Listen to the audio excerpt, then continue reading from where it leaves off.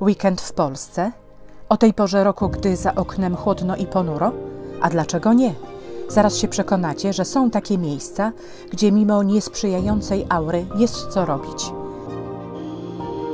Możecie odwiedzić niezwykłą palmiarnię, przespacerować się urokliwym deptakiem i spotkać takie dziwne figurki. Degustować dobre wino w jednej z lokalnych piwniczek. Wejść do niesamowitej biblioteki i równie tajemniczej krypty. Zobaczyć miejsce jednej z najsławniejszych ucieczek II wojny światowej. Jesteście gotowi na weekend w Zielonej Górze i Żaganiu? No to ruszamy!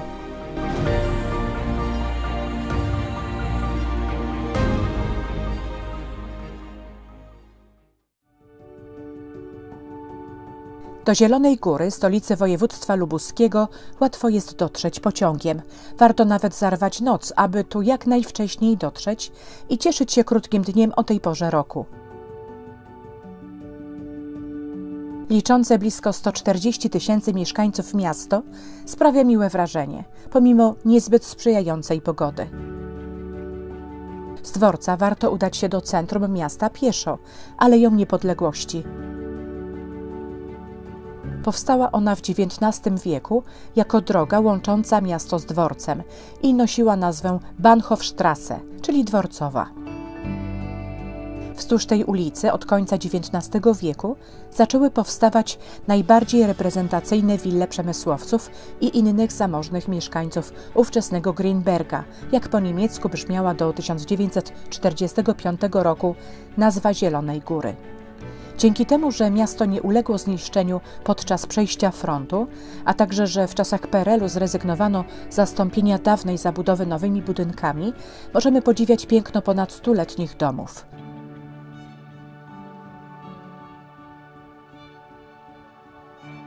Aleja Niepodległości została przekształcona na deptak dla pieszych już w latach 70. Poza zielenią zdobią ją pomniki, między innymi winiarki Emmy oraz słynnego legendarnego żużlowca Andrzeja Huszczy.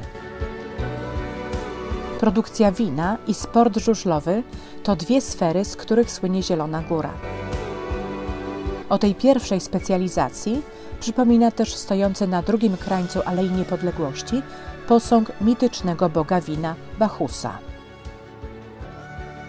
Oprócz dużego posągu Bachusa, w całym mieście są umieszczone dziesiątki małych figurek bachusików. Z Alei Niepodległości pozostaje już tylko kilka kroków do serca miasta, Starego Rynku. Idąc, warto zerknąć pod nogi. Na chodniku jest oznaczone miejsce, gdzie stała jedna ze średniowiecznych bram Zielonej Góry. Miejsce po drugiej z bram jest zaznaczone po drugiej stronie historycznego centrum. O ile bramy nie zachowały się, to po dziś dzień istnieją fragmenty XIV-wiecznych murów, które zastąpiły pierwotne drewniano-ziemne umocnienia z czasów lokacji miasta w XIII wieku. Istnieje także jedna z dwóch wież, jakie znajdowały się w murach miejskich, to XV-wieczna wieża łaziebna. Pomiędzy miejscami, gdzie znajdowały się bramy miejskie, znajduje się najstarsza część miasta. Chociaż zachowała się średniowieczna siatka ulic z rynkiem, to większość, czasem niezwykle urokliwych kamienic, pochodzi z XVIII i XIX wieku. Po środku rynku wznosi się XV-wieczny ratusz z 54-metrową wieżą. Po licznych przebudowach najstarsze widoczne fragmenty to odsłonięta wnęka i drewniane stropy w pomieszczeniu pełniącym funkcję informacji turystycznej. To jednak nie ratusz, a inny budynek jest najstarszą budowlą w mieście – konkatedra Świętej Jadwigi. Ta niezwykle piękna gotycka budowla powstała na przełomie XIV i XV wieku na miejscu starszego kościoła. Ten pierwotny kościół został ufundowany przez wnuka świętej Jadwigi, księcia głogowskiego Konrada I, panującego w tej części Śląska. Wnętrze kościoła ma wyposażenie z późniejszych czasów, gdy Zielona Góra spod panowania Piastów przeszła kolejno w ręce czeskie, a następnie habsburskie. Z tego ostatniego okresu pochodzi okazały XVII-wieczny chór.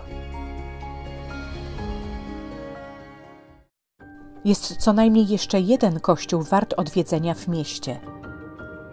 Pochodzący z lat 40. XVIII wieku, kościół Matki Boskiej Częstochowskiej pierwotnie był kościołem ewangelickim. Wzniesiony został w konstrukcji szkieletowej z ceglanym wypełnieniem. W tym czasie, w wyniku wojen śląskich, Zielona Góra trafiła pod panowanie pruskie, a następnie do 1945 roku była częścią Niemiec. Po II wojnie światowej miasto zostało przekazane Polsce. Niedługo potem planowano zburzenie tego kościoła, ale ocalał dzięki przekształceniu na świątynię katolicką. Jej wnętrze zostało nieznacznie zmienione. Pojawił się nowy obraz w ołtarzu, ale 3 kondygnacyjne empory, ambona oraz organy pozostały nietknięte. O skomplikowanych i ciekawych dziejach tego kościoła, tak jak i całego miasta, można się więcej dowiedzieć w Muzeum Ziemi Lubuskiej. Dzieje miasta są tu pokazane w niezwykle oryginalny i interesujący sposób.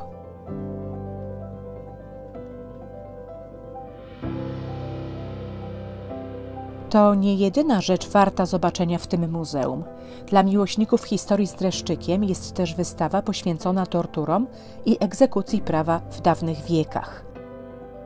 Naszą szczególną uwagę zwróciły 2 6-kilogramowe kamienie hańby, które skazana kobieta musiała nosić zawieszone na szyi przez cały dzień.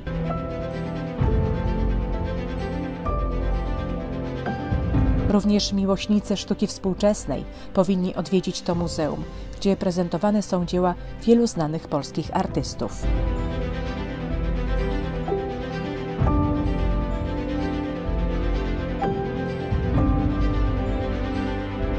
Jak na miasto o bogatej tradycji winiarskiej przystało, jest tu też ciekawa ekspozycja poświęcona produkcji wina z licznymi narzędziami temu służącymi z dawnych epok. Ale o tym, jakie jest tutejsze wino, warto się przekonać w praktyce. Od czasu sprowadzenia w średniowieczu niemieckich osadników z Frankonii, a także z Flandrii, przez stulecia specjalnością miasta były sukiennictwo i winiarstwo. Liczni mieszkańcy miasta uprawiali winorośl, produkowali wino i posiadali w swoich domach piwnice do jego przechowywania.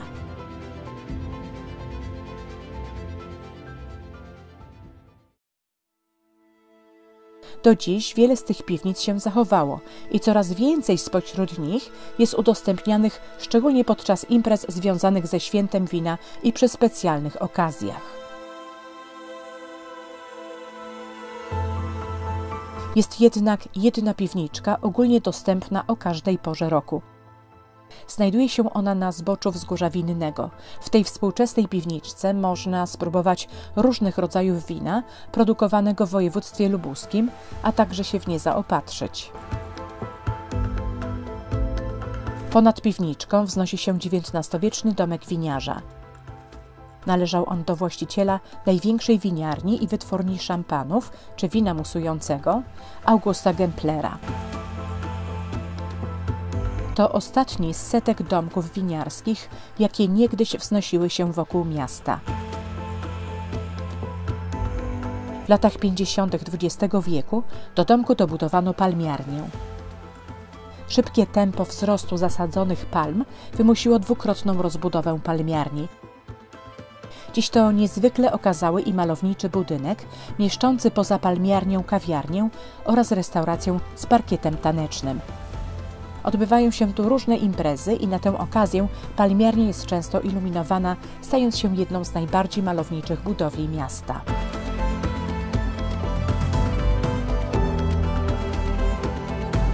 Palmiarnia jest świetnym miejscem na przeczekanie złej pogody w mieście, ale nie jedynym. W Zielonej Górze, nawet gdy niebo jest zachmurzone, nadal można zobaczyć gwiazdy, co prawda w formie wirtualnej, ale za to jakże fascynującej. W mieście znajduje się Centrum Nauki Keplera, Planetarium Wenus. To cyfrowe planetarium, gdzie w specjalnej sali pod wielką kopułą można podziwiać fascynujące prezentacje nieba, galaktyk, gwiazd i planet Układu Słonecznego. W centrum jest wiele ciekawostek dotyczących astronomii, jak na przykład wagi. Po wejściu na nie można się dowiedzieć, ile człowiek by ważył na każdej z planet Układu Słonecznego. Nam najbardziej do gustu przypadł Mars. Ciekawe dlaczego. Patronem centrum jest słynny astronom Johannes Kepler, który związany był z pobliskim Żaganiem, który również odwiedziliśmy w naszym weekendowym wypadzie. Zanim wyruszyliśmy do Żagania, postanowiliśmy odwiedzić miejsce, do którego w wolnej chwili chętnie udają się mieszkańcy Zielonej Góry – do Zatonia. Zatonie to dawna wieś, włączona do miasta kilkanaście lat temu, gdzie znajduje się rozległy, liczący ponad 50 hektarów park. Idealne miejsce do spacerów, także tych jesiennych i zimowych. Park to część dawnej posiadłości księżnej żagańskiej Doroty de Talleyrand-Périgord, zwanej Dino. Z jej pałacu pozostały ruiny. W przeciwieństwie do Zielonej Góry, pałac nie przetrwał przejścia Armii Czerwonej. Na szczęście obok pałacu mieści się zrewitalizowana pałacowa oranżeria, gdzie można napić się dobrej kawy i spróbować pysznych ciast.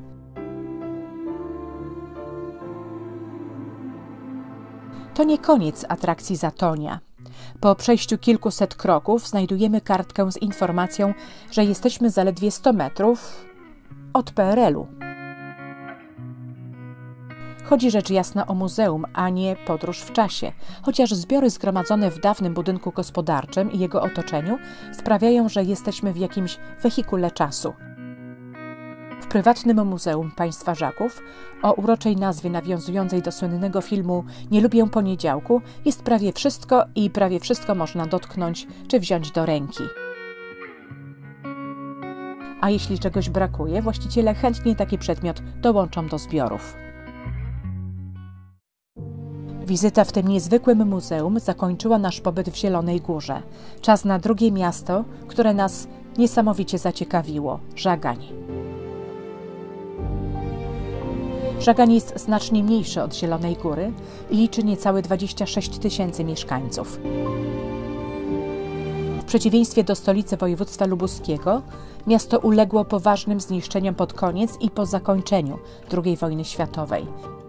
Mimo to, dzięki bogatej historii i zachowanym zabytkom, jest miejscem zdecydowanie wartym odwiedzenia.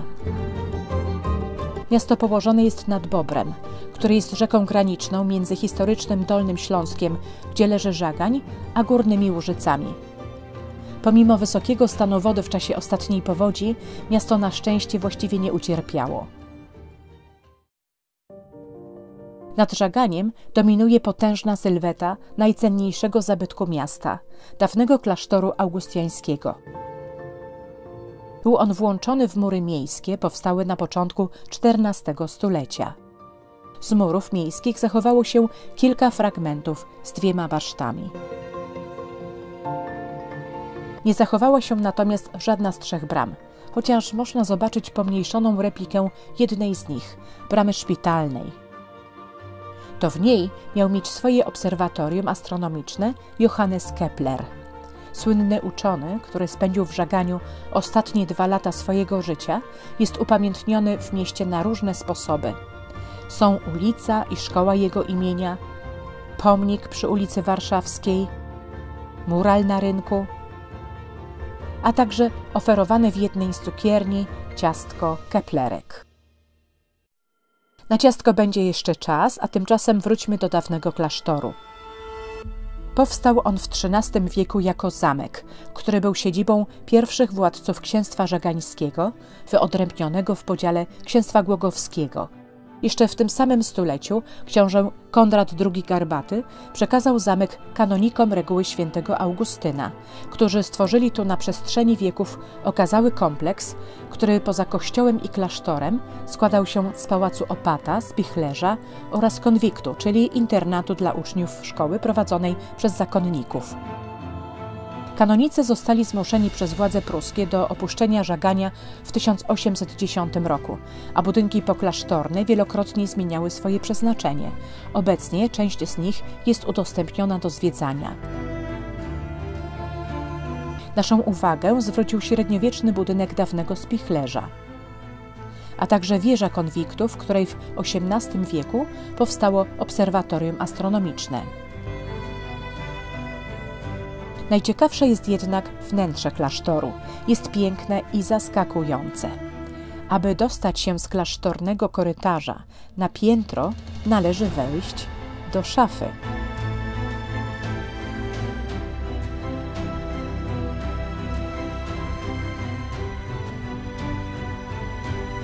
Po dotarciu na piętro na zwiedzającego czeka największy skarb Żagania, słynna od XV wieku na całym Śląsku biblioteka, która szczęśliwie ocalała z wojennej pożogi.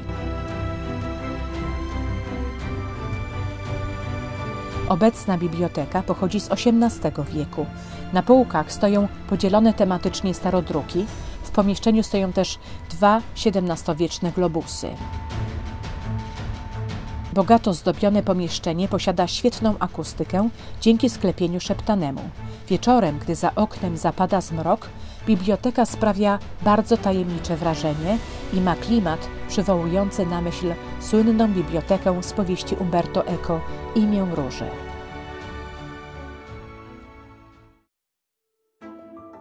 To nie jedyna niespodzianka wnętrz klasztornych. W dawnym dormitorium, pomieszczeniu, gdzie niegdyś spali zakonnicy, prezentowane są 2 niesamowite barokowe relikwiarze świętych z pierwszych wieków chrześcijaństwa – Teodora i Krystiana. Dormitorium z czasem zostało przekształcone w emporę, z której rozpościera się widok na prezbiterium poklasztornego kościoła pod wezwaniem Wniebowzięcia Najświętszej Marii Panny. Trójnawowy kościół na planie bazyliki powstał w drugiej połowie XIV wieku. Przebudowana w XV i XVI wieku świątynia zachowała swój gotycki wygląd i jest uważana za jedną z najokazalszych na całym Śląsku. Bardzo wysoką wieżę kościelną, dobudowaną w XVI wieku, od 1770 roku chronił pierwszy na Śląsku piorunochron.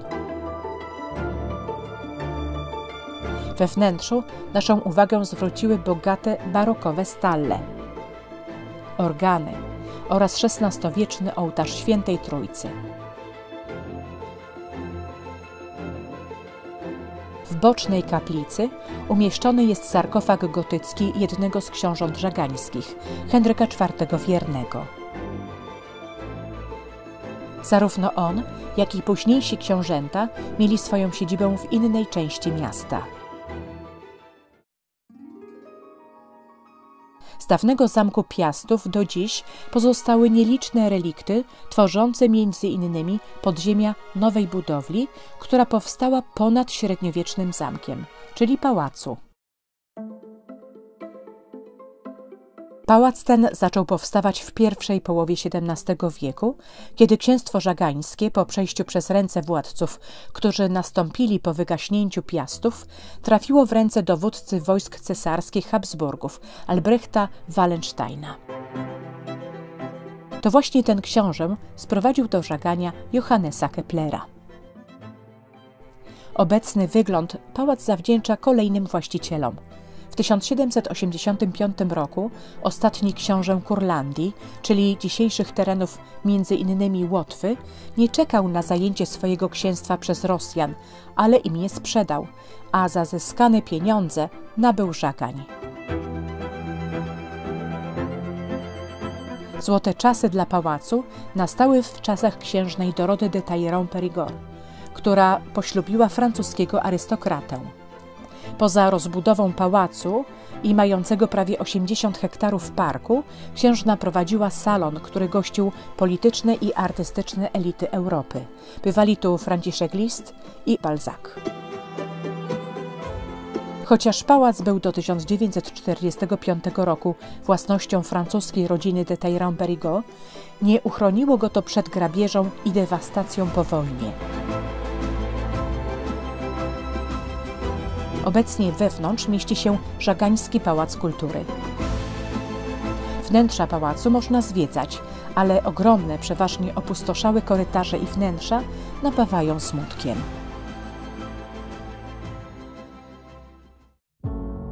Równie smutne są losy doczesnych szczątków części członków rodu książęcego.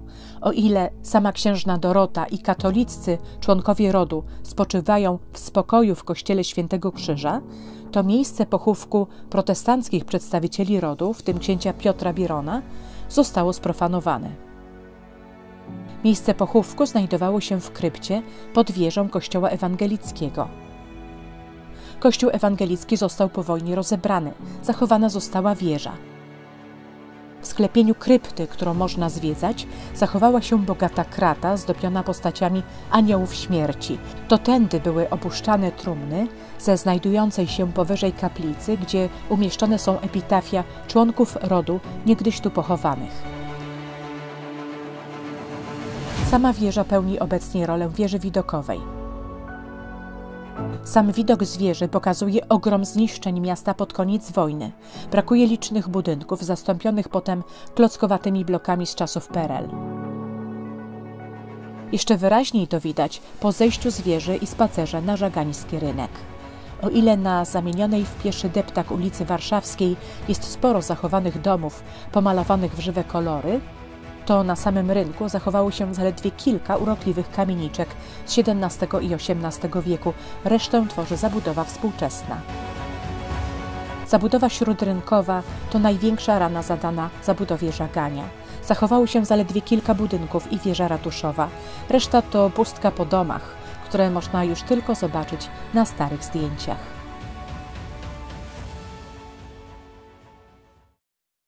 II wojna światowa spowodowała duże straty w mieście, ale uczyniła je też jednym z najsławniejszych miejsc na świecie związanych z tą wojną. W 1963 roku na ekrany kin wszedł amerykański film Wielka Ucieczka, który okazał się wielkim kasowym sukcesem. Choć nie do końca wierny faktom, opowiadał o jednej z największych ucieczek jenieckich w czasie II wojny światowej z obozu dla alianckich pilotów w Żaganiu. Aby poznać faktyczne miejsce ucieczki, która miała miejsce w marcu 1944 roku, udaliśmy się kilka kilometrów poza centrum Żagania. W miejscu, gdzie w latach 42-45 znajdował się obóz Stalag Luftdrei, przez który przeszło ponad 26 000 jeńców, obecnie jest las, kryjący resztki zabudowy obozowej, ale też i muzeum. W głównym budynku i rekonstrukcji jednego z baraków pokazana jest makieta obozu, rekonstrukcja wnętrza baraku dla jeńców oraz liczne dokumenty, zdjęcia, pamiątki, mundury. Najciekawsze są przedmioty związane ze słynną ucieczką. 600 jeńców pracowało nad wykopaniem 3 tuneli. Jeden z nich, Dick, uległ zawaleniu. Tylko jeden tunel, Harry, posłużył ucieczce. W muzeum pokazana jest rekonstrukcja sprzętu wykonanego do jego przekopania, a obok budynku znajduje się kopia fragmentu tego tunelu, gdzie każdy może się przekonać, jak niezwykle trudne było przemieszczanie się nim w momencie ucieczki. Chociaż sam tunel został zasypany przez Niemców tuż po wykryciu ucieczki, to i tak chcieliśmy zobaczyć miejsce, gdzie on się znajdował. Po długim spacerze przez las dotarliśmy do celu. Przebieg długiego na 100 metrów tunelu Harry jest oznaczony na powierzchni od jego początku, który znajdował się wewnątrz baraku, aż po miejsce, gdzie się kończył, na skraju lasu. Na kamiennych płytach wymienieni są wszyscy uczestnicy. 3 nazwiska, napisane kolorem zielonym, to ci, którym udało się zbiec i nie zostali schwytani. 23 niebieskim, to ci, których złapano i sprowadzono do obozu. 50 nazwisk, napisanych kolorem czarnym, to brytyjscy, amerykańscy, polscy, kanadyjscy, francuscy i inni piloci, którzy zostali schwytani, a następnie rozstrzelani. 6 polskich pilotów upamiętnia mural na budynku muzeum.